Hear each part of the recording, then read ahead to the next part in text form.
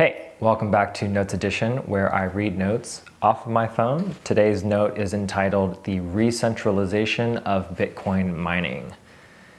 What happens when mining becomes centralized?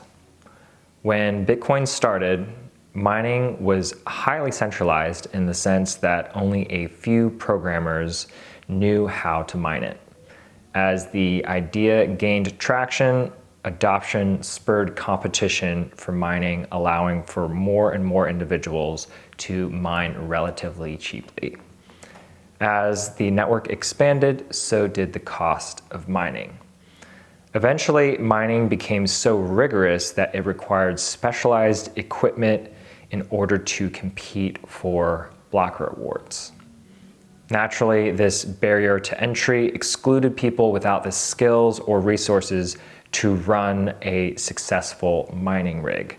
As competition intensified, individuals were forced to join forces in the form of Bitcoin mining pools. The decentralization started to reaccumulate power within fewer and fewer companies, with each halving. Only the most efficient rigs could maintain a profit margin. Now that governments and financial institutions are starting to buy up new supply, they will inevitably turn a portion of newfound interest toward mining. So what happens when mining becomes monopolized by 3 to 5 key players? How will the network retain its decentralized model? How will it affect consensus and governance? Imagine presidential elections without a two-party system.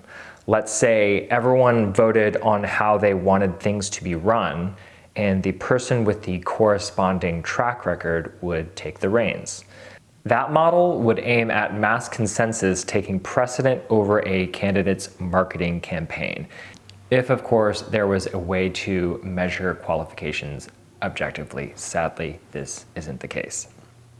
Now, if elections are based around candidates, you eventually reaccumulate into a two-party system. Most people vote not based on who they want, but who they think has a realistic chance of winning. It's logical. You don't want to waste a vote on some unknown candidate. You are likely willing to compromise your ideal selection for the sake of feeling that you had some influence over the results. In theory, if mining accumulates to a few monopolies, people within each mining pool would need to come to a collective consensus to count as one stronger voice.